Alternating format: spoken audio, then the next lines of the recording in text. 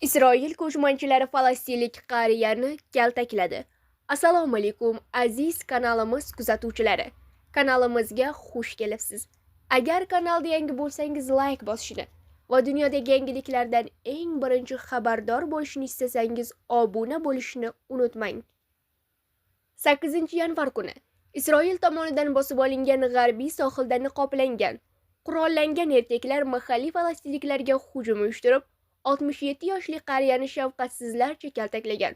Bu haqda Associated Press xabar berdi.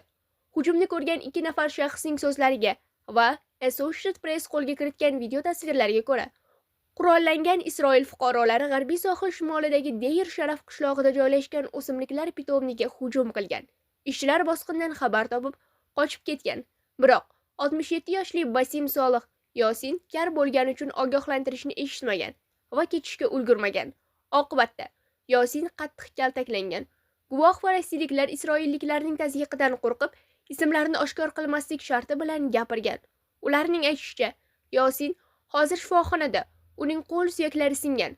Shuningdek, yuz, ko'krak va bel qismidan jarohatlar olgan.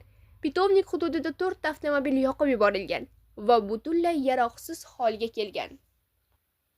Mazkur hujum g'arbiy sohilda Isroil fuqarolari tomonidan sodir etilayotgan zo'ravonliklarning so'nggi holatlaridan biridir.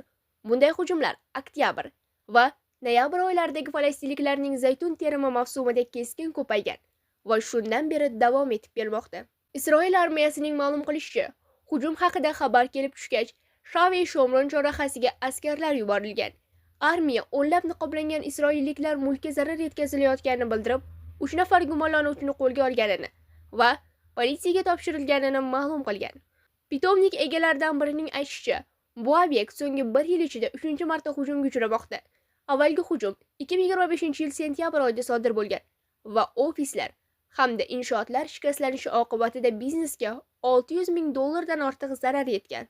Eslatib o'tamiz, 2025-yil 21 dekabrda Isroil hukumati g'arbiy sohilda yana 19 ta yahudiy aholi punkti qurilishini tasdiqlagan edi.